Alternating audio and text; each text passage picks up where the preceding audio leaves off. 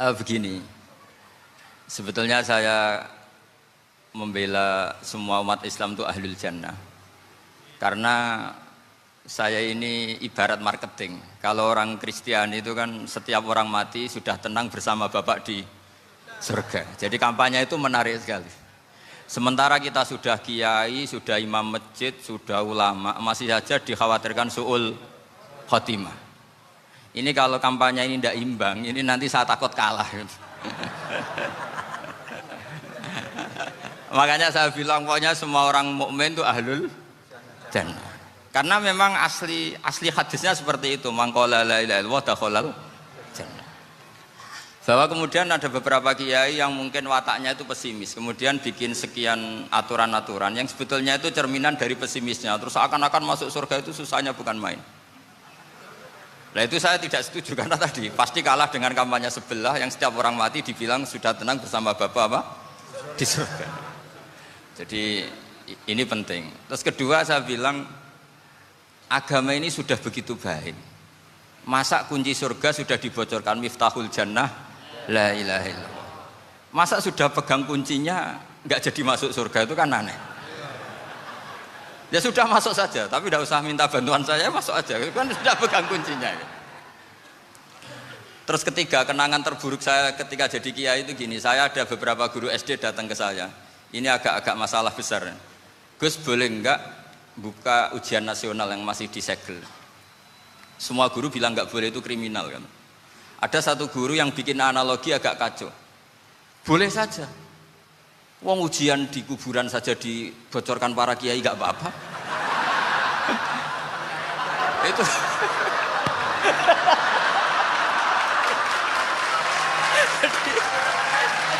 tapi ini kriminal ya. Perhatian kepada kiai, nggak boleh memukul pemateri.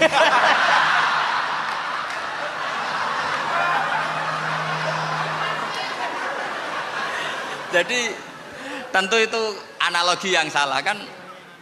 Marrobuka kan, Tuhan kamu siapa, Nabi kamu. Tuhan kamu siapa, Nabi kamu siapa, imam kamu siapa. Ini kan sudah dibocorkan oleh para kiai. Artinya apa? Nak raiso jawab kebablasan gitu. Terus guru ini berpikir kalau ujian akhirat sekrusial itu saja bisa dibocorkan, kenapa ujian nasional tidak boleh? Tentu ini kias yang salah, saya tidak ngajari seperti itu. Tapi saya ngajari ke kalian betapa mudahnya masuk surga. Kunci jawaban sudah dikasih, kunci pintu masuk sudah dikasih. Kok sampai tidak masuk, ini kebablasan. Paling salah gurunya. Jadi ini kenapa saya sering cerita orang mukmin semuanya itu min ahlil jannah, itu saya jamin. Sama tidak usah takut su'ul khotimah, tidak usah takut berlebihan seperti itu. Karena setahu saya, setidaknya saya mewakili ulama zaman ini, rata-rata guru kita ini bermadzhab Syadzili dalam berkeyakinan berpikir tentang Allah. Di antara ini yang mulai saya ngomong serius, supaya tadi kan guyonannya sudah diambil Gus Reza sama Gus Kausar. Saya tahu kenapa mereka guyon, kalau ngomong serius takut kalah sama saya.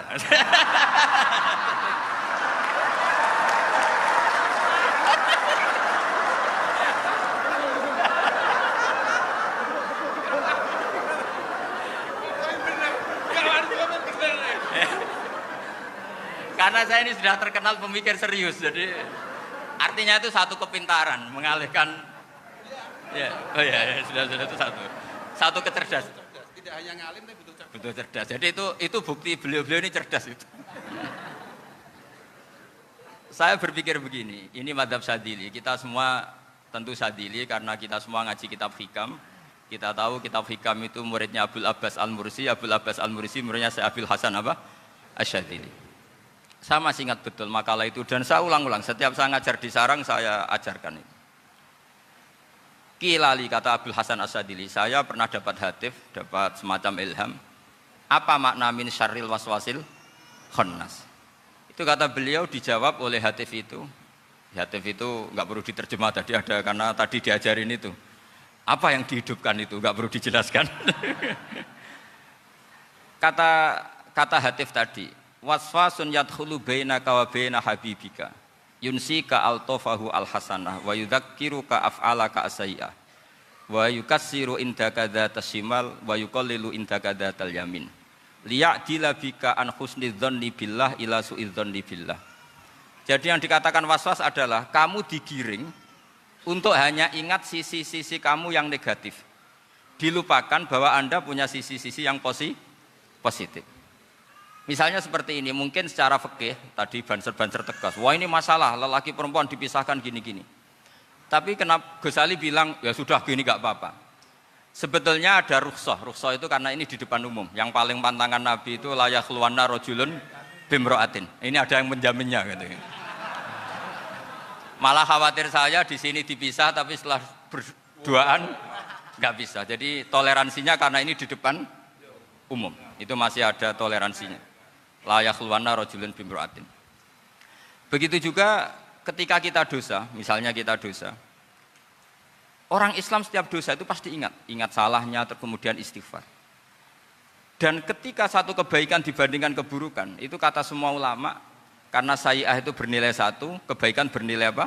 10. Itu masih surplus berapa? 9. Jadi itu cara berpikir Abu Hasan Asyadzili. Kenapa kamu harus berpikir positif tentang Tuhan? Sekali berpikir tentang negatif, itu bahaya betul. Misalnya begini, kamu berpikir tak rewangi jadi kiai, sujud, rukuk, ternyata aku tetap lebu neraka, gunane apa? Itu menurut saya kan nggak punya akal. Sujud itu satu kelaziman menghamba kepada Allah. Normalnya seorang hamba itu ya sujud. Kemudian gara-gara kamu ingin masuk surga, terus logika kamu dibalik, gunanya apa saya sujud? Ternyata saya masuk neraka. Itu pertanyaan yang benar-benar bodoh dan itu menjadikan Allah benci. Logikanya dibalik begini. Ini saya ngomong serius karena ini bentuk kemenangan saya ini bentuk kemenangan saya. Saya berkali-kali ngomong di kota pelajar di Jogja karena banyak pengujinya juga. Bukan sekedar pendamping tapi penguji. Banyak yang profesor, bukan sekedar dokter, banyak yang profesor. Jadi biar ini dok. Begini, saya pernah ditanya sama seorang dosen, Gus, saya ini ngaji hadis banyak, tapi ada yang saya tidak paham, yaitu mangqala la ilaha illallah dakhalal jannah, ada kalimat wa in zana wa in saraka. Meskipun pernah zina, pernah maling. Ini kan seakan-akan mentoleransi perzinaan dan pemalingan. Terus saya bilang, oh makna hadis itu seperti ini. Jadi kebenaran absolut, kebenaran yang mutlak itu tidak akan terganggu oleh status perilaku seseorang. Saya berkali-kali memberi contoh. Orang yang ditangkap KPK akan bilang 1 tambah 1 2. KPK-nya juga bilang 2. Rivalitas dalam politik, Pak Prabowo ya bilang 2, Pak Jokowi juga bilang 2. Orang yang zaniyah, yang lonte pun akan bilang 2. Muftinya juga bilang 2. Ketua MUI-nya juga bilang 2. Artinya gini, kebenaran yang absolut adalah kebenaran yang siapapun akan meyakini seperti itu. Seperti 1 ditambah 1, 2. Kamu punya musuh bilang 2. Kalau ibu-ibu ini punya maru ya marunya bilang 2 tadi tambah mama. Enggak tahu saya terjemahnya apa tadi. Nah, kebenaran yang absolut itu kebenaran yang siapapun pasti mengakui. Dan uniknya begini, saya pernah ngaji acara himmah, acara pondok sarang di Demak. Kalau kamu bilang 1 ditambah 1 menjadi 2, untuk mengatakan 2 itu kamu butuh hadiah enggak? Mereka semua jawab enggak. Kita semua enjoy saja mengatakan tembok itu putih. Kenapa? Karena memang putih. Kita mengatakan 1 tambah 1 2 karena memang kita tanpa presentasi dapat hadiah, dapat penghormatan. Kenapa untuk mengatakan Allah itu Tuhan kita butuh surga? Memangnya kalau tidak ada surga Allah tidak jadi Tuhan? Ini problem orang soleh-soleh yang terlalu pesimis. Makanya nanti orang-orang soleh itu masuk surganya berat. Tapi kalau orang alim lebih gampang kira-kira seperti itu. Iya, karena kan imannya lebih bagus. Dalam hadis qudsi, Allah ini yang dibuli orang-orang soleh. Laulam akhluk jannatan wala naron alam akun ahlan an uto'ah. Dalam hadis qudsi itu. Kalau saja saya tidak menciptakan surga dan neraka, apa saya tidak jadi Tuhan yang perlu ditaati? Apa kalau kamu tidak saya kasih uang 1 juta terus bilang 1 tambah 1 11? Enggak kan? Tetap bilang berapa? 2. Kalau kebenaran absolut yang 1 tambah 1 kamu bilang 2 meskipun tanpa mendapat hadiah. Kenapa untuk bilang Allah Tuhan kamu butuh hadiah surga? Itu kan serah ikhlas belas. Makanya saya terus mengajarkan ikhlas. Ikhlas itu bisa dilatih dengan akal, dengan pikiran, bil ilmi lah. Harus dilatih.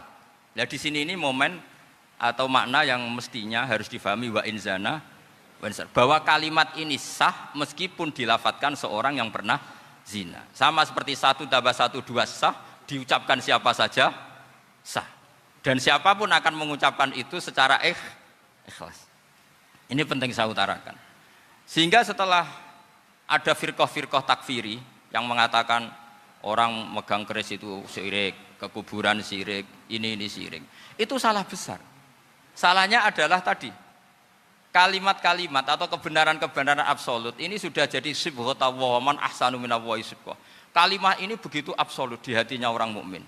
Sehingga ketika terganggu oleh hal-hal yang adat istiadat, kayak pegang keris, kayak apa, ini tidak mengganggu. Tetap kualitas iman ini di atas keyakinan adat membawa apa keris. Kalau orang membawa keris menjadi syirik karena percaya sama makhluk. Orang misalnya kejawen kalau nggak bawa keris nggak nyaman. Orang kota itu kalau nggak bawa ATM juga nggak nyaman. Itu tidak dihukumi syirik. Kamu pergi lupa bawa HP nyaman enggak? Enggak, kenapa enggak dihukumi syirik?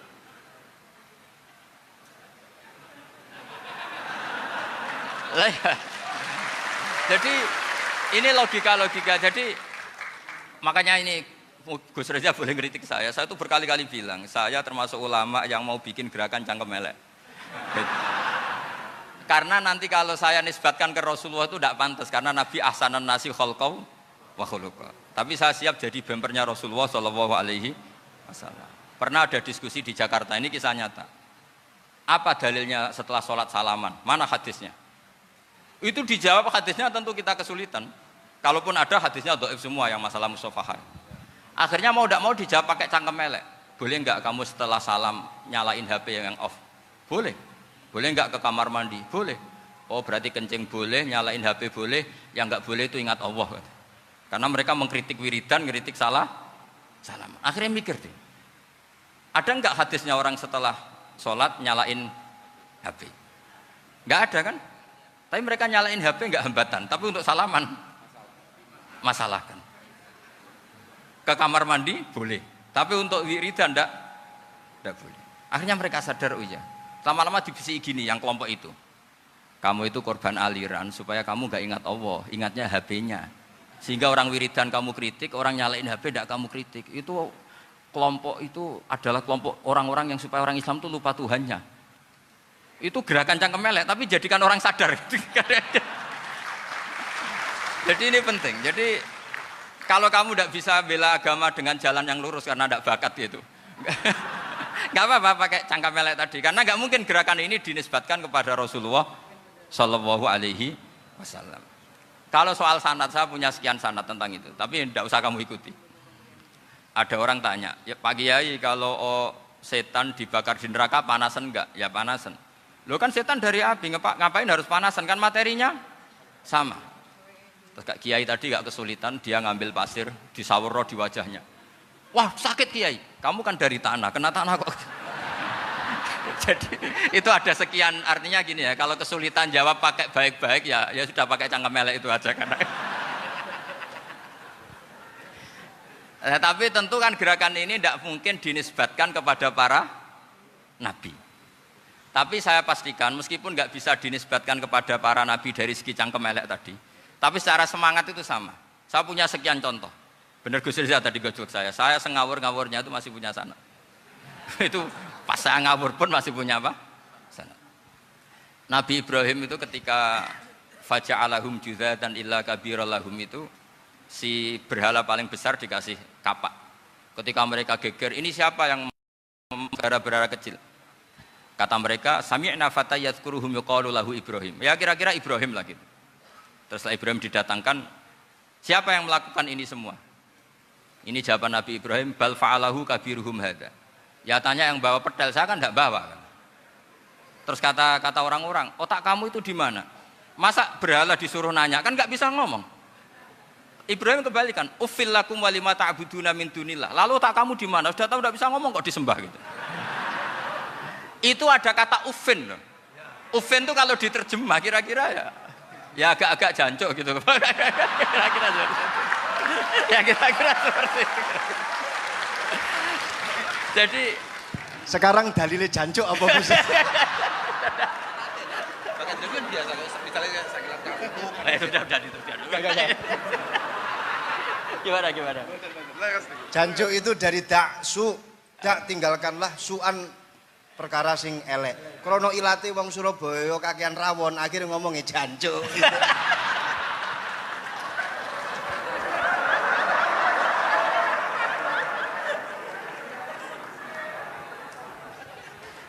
Jadi mulai dulu melawan kebatilan itu harus pakai logika yang vulgar. Karena memang nggak mungkin dengan bahasa-bahasa priayi itu nggak mungkin.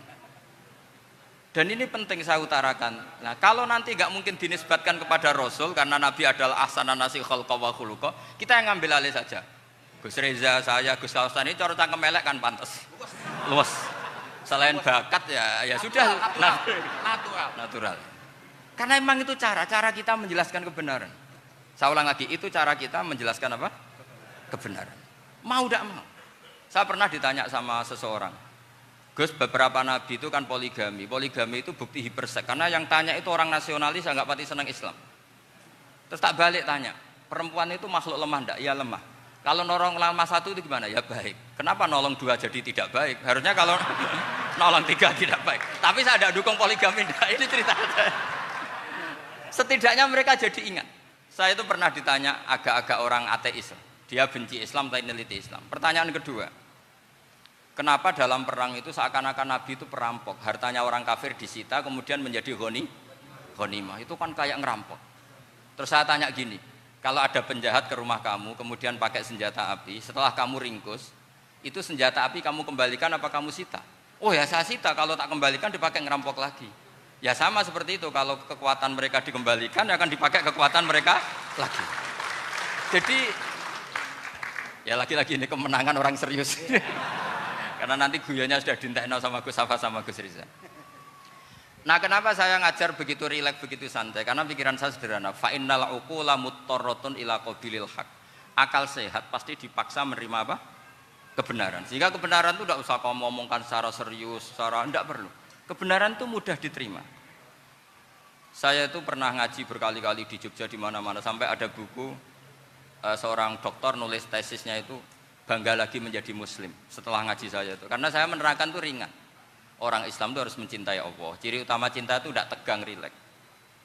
Saya bilang begini, kalau kamu pernah 1 tahun digratisi orang rumah, makanan, kamu kira-kira itu mudah nggak mencintai orang yang berjasa sama kamu minjemin rumah dan kasih makan gratis? Mudah kan? Apalagi kita ini mudah mencintai orang yang minjemin mobil 1 tahun, ngasih rumah 1 tahun, apalagi selamanya. Kenapa kita tidak mudah mencintai Allah yang memberi kita bumi, air, oksigen, semuanya kita dikasih Allah. Akhirnya mereka mikir, wong mencintai seseorang yang ngasih dalam durasi 1 tahun saja mudah, apalagi mencintai Allah yang ngasih kita tanpa batas. Itu disebut walladzina amanu asyaddu hubbal lillah. Orang mukmin itu mudah sekali mencintai Allah. Caranya dilatih tadi. Kita mudah mencintai orang yang berjasa sama kita. Kenapa tidak mudah mencintai Allah yang tentu jasanya lebih besar?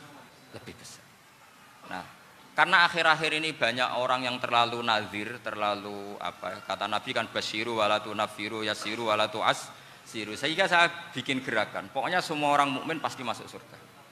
Nanti soal ada kesalahan-kesalahan kecil yang menjadikan orang su'ul khotimah itu sifatnya kehati-hatian. Jangan menjadi hukum. Hati-hati itu tidak menjadi hukum. Kalau kamu nyupir hati-hati itu bukan berarti pasti kecelakaan, enggak.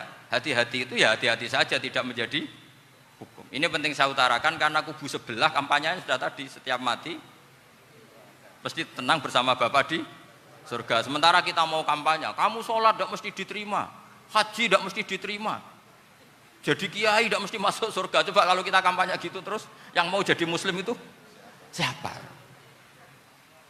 Jadi ini sudah tak perhitungkan matang-matang, saya milih macam seperti itu. Ya ini saya pikir sudah, ini pembandingnya supaya punya waktu. Saya suka sekali. Nah ini yang sesi terakhir ya, sesi terakhir. Saya akan cerita fikih karena Nyun sewu Gus, ada iklan sebentar dari ibu-ibu, pentolan mic kurang dekat ke mulutnya Gus Baha. Sehingga suaranya tidak terdengar sampai ke belakang. Oh, gitu, Pentolannya didekatkan Gus. Oh, ke mulut. Ini kalau ngomong konotasinya itu mesti nyerempet. Sudah apa ya? Sudah ahlinya di situ. Ya malah ada di situ.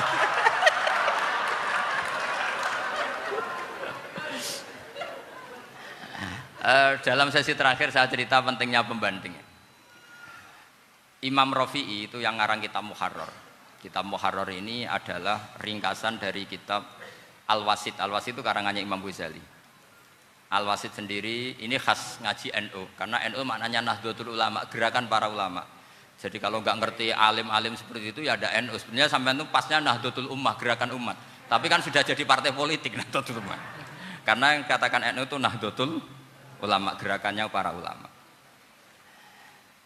Imam Rafi'i itu berpendapat sujud itu cukup pakai batuk, pakai jidat.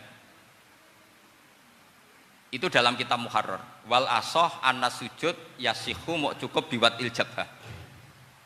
Ketika Imam Nawawi mentasih kitab Muharrar namanya Minhajut Thalibin, itu mengkritik Imam Rafi'i. Kata beliau sujud itu untuk sah harus melibatkan 7 anggota karena berdasar hadis umirtu an asjuda ala sabati a'zumin, yaitu al jabhah wal yaden warukbaten wal kodamen, yaitu jabhah 2 tangan, 2 lutut dan 2 kodamen. Akhirnya saya ngecek di kitab asli Imam Rafi'i termasuk Ashabut Tarjih dan Imam Nawawi. 2 orang ini khilaf. Kan nggak mungkin kita sebagai mushahihnya karena yang khilaf ini 2 ulama besar, satu Imam Rafi'i, satu Imam siapa? Nawawi. Kita tidak bisa hanya ngikuti Fathul Mu'in yang mengatakan idzakhtalafan Nawawi war Rafi'u kudiman Nawawi, tidak bisa karena Imam Nawawi ini sering nginduk sama kitabnya Imam Rafi'i karena senior Imam Rafi'i. Setelah saya cek di kitab kitab asli Mamba ya, satu sumbernya semua mazhab apa? Syafi'i. Ternyata Imam Syafi'i nak ngedikan hanya begini. Wa uhibbu, saya suka setiap orang Islam sujud itu melibatkan 7 anggota karena itu aman, pasti sah. Tapi wayah tamilu kata beliau, tapi mungkin saja sujud hanya watul jabah itu sah. Kenapa kata Imam Syafi'i? Liqaulihi sallallahu alaihi wasallam atau li du'aihi apa sallallahu alaihi wasallam fi sujud sajadalaka wajhi wa sam'i wa basari. Nabi ketika sujud itu hanya berdoa, ya Allah sujud kepada engkau wajhi wa sam'i wa basari. Nabi tidak menyebut wayadi wa rukbati wa qadami. Sehingga saya berkali-kali bener kata Gus, saya ini pembela umat sing sujude 7 anggota ya tak lem pantes dadi Rais Suriah. Itu. Yang sujudnya batuk tok ya tetap sah ngikuti madhabnya Imam Rafi'i. Meskipun itu tidak saya anjurkan. Tentu tidak saya anjurkan. Alasannya Imam Syafi'i tadi, Rasulullah pernah berdoa dengan kata-kata sajadalaka wajhi, bukan diteruskan wayadi warubati wakoda. Sehingga fal khilaf huna bakin ala khiddati kalau dalam bahasa fikih. Khilaf biar tetap sesuai aturan khilaf masing-masing. Enggak perlu kamu menggugurkan pendapat Rafi'i yang mengesahkan sujud hanya pakai jabah. Ini penting karena tadi seperti saya katakan yang sujud anggota pitu ya masuk swarga mergo pintere, sing nganggo bathuk tok yang mlebu swarga mergo gobloke tadi karena aksaru ahlil jannah al-bulhu. Nah ini madhab saya. Jadi saya itu ingin umat Islam itu baik-baik saja. Ya. Karena tidak mungkin lah kita tidak bela Islam di zaman akhir, tidak mungkin kan tadi kubu sebelah kampanyenya sudah seperti itu. Kalau kita ngomong ikhtiyat, kiai ra mesti mlebu swarga, sing salat ngethuk ra mesti husnul khotimah, wah kan jadi repot. Saya ini pengagum teori ikhlas, dilatih bil ilmi, saya ulang lagi dilatih bil ilmi.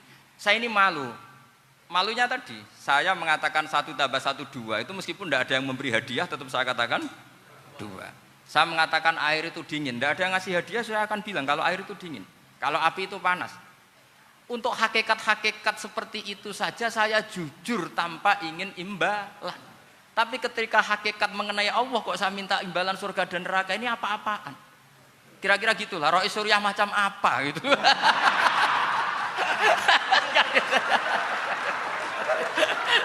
Ya saya kira demikian. Assalamualaikum warahmatullahi wabarakatuh.